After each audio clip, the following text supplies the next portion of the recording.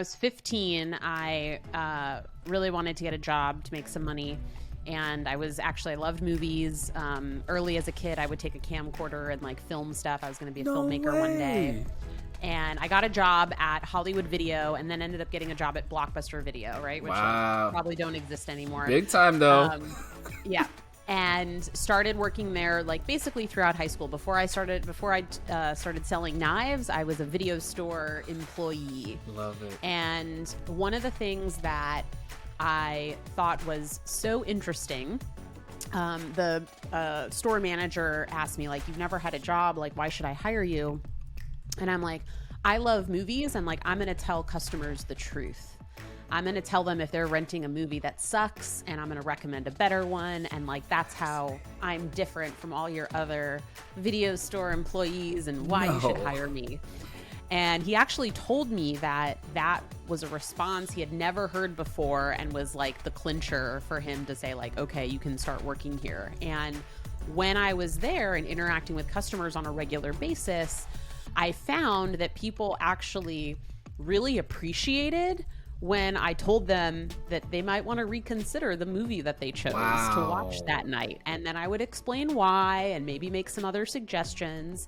But then I started to develop customers that would come in every week and say, what's good this week? What should I get? Right? Because they trusted me. And so the customer support lesson is sometimes it's important to tell people something that you think they might not want to hear, especially if it's the truth. And even if you're exposing flaws, even if you're being honest about our product can't do this doesn't work, people crave honesty. And that's how you build trust quickly. I wasn't really thinking explicitly about this, but it created customer loyalty to the store because they thought, oh, I won't rent a bad movie because I trust this person to tell me what's good and what's bad. And so instead of going to a different store, I'm going to come here, and that because I'm going to get the truth, right? And so it was a fascinating lesson for me early on about how being truth, even brutally so about flaws, can create customer loyalty and affinity. That's wild. You were 15.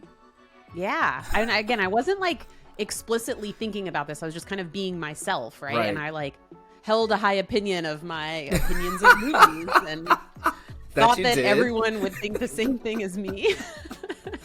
It's Siskel, Ebert, and Megan Bowen. But I think that's great. And honestly, I don't see that as arrogance at all. I think